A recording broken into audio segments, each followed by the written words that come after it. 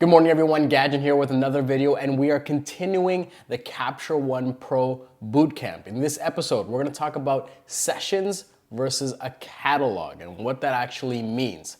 Let's get this started.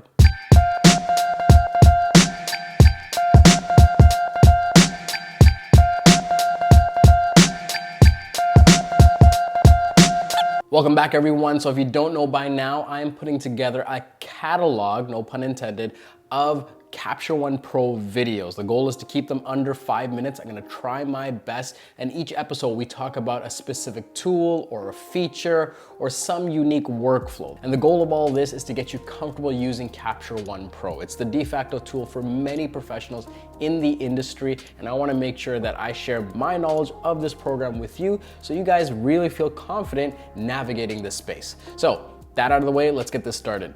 So when you fire up Capture One, you'll get an option like this. You can start a new catalog or a new session. The key difference here is that a catalog is a centralized repository of all your images, similar to a Lightroom library, right?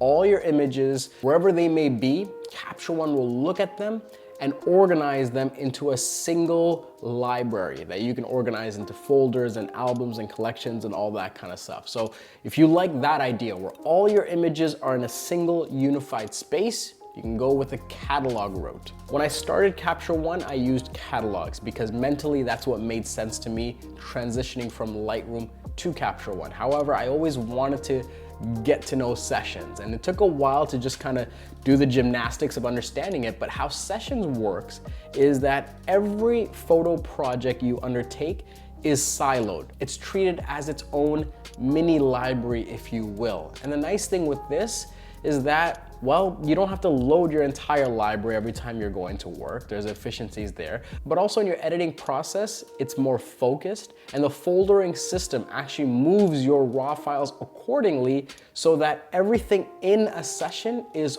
organized. The benefit here being is that you can take this, put it onto a thumb drive or a hard drive, and move your session wherever you work, or maybe have it synced to the cloud, and ultimately have all the adjustments, all the organization in that session. It's really powerful. So let's go ahead and start with a new session. And what you'll get is you can create a name for this. So I'm gonna be using some images that I actually shot with a Sony camera. Surprise, not really a Fuji camera, but I'll say this, if you're using a Sony or a Fuji camera, I still would argue even more that Capture One is the way to go. Let's call this an A7R for demo.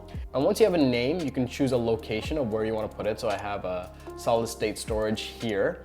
You have your capture folder where your images will reside. You have your selects, your output, your trash, okay? So once you go and hit okay, you see that Capture One is now loaded. You have your capture, selects, output, trash folder, okay? Now if we go to our desktop, Capture One has gone ahead and created a folder. Now here you have your session database. This is your file that you can use to directly open that session, and you have your folders.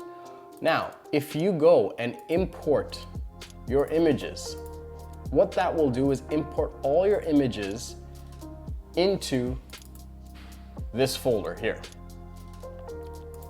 How I use sessions is I'll move it to the capture folder, all my images. From there, I will make my selections of what I would like to edit, move it to my selects, and from there, I will refine my selection process and ultimately move it to my output. Yes, that's a lot of words, but let me go ahead and show you what this looks like. So I already have a session here with these images from the Sony a7R IV, and I created a separate session because I don't want this to spill over into my main catalog, let alone other sessions. So now that our session is loaded, as you can see, our capture folder here has pretty much most of our images. So let's just say for the sake of time, we like this image. I can go ahead and hit Command J, and it'll be moved to a new location. And where is it moved to? The selects folder. So from here, you're really going through this culling process where you're picking your favorite images. This is how I use it anyway. From here, I will pick the images that I want to edit and move them to my selects folder. From there, I will edit the images, and I might create variants here. I might create different star ratings. I might use color tagging, depending on how to actually organize them. But really here, what I'm doing is my creative process. And from here, I will eventually move them to my output folder. So right now we have a bunch of images in the capture folder. We have one image in the selects folder. We have one image in the output folder, one image in the trash folder. When you're working with sessions, these movements that you've made translate to exactly where these raw files are. So if I go to capture, a bunch of raw files there. If I go to selects, we have our one selection that we made. It's now here. If we go to output, there's that one file there. And if we go to trash, there's another raw file there as well. So with sessions, you are impacting your raw files directly in a real degree, right? They are actually moving locations. It's not really a proxy system as much as catalogs are. But with this, you get a bit of versatility in that everything that you're working with in this project is localized to this. And you have the flexibility to take that with you, move it, and really just have this focused system around projects. Thank you so much for watching. Hopefully that's been of value to you. And again, if you guys are interested in Capture One, you can try it for free. And if you're really gonna purchase this thing, I strongly implore you to use my code. It's my first name, Gadgen. It really does help support the channel. A few of you have done this already and I truly appreciate it. Thanks again for watching. I'll see you next time.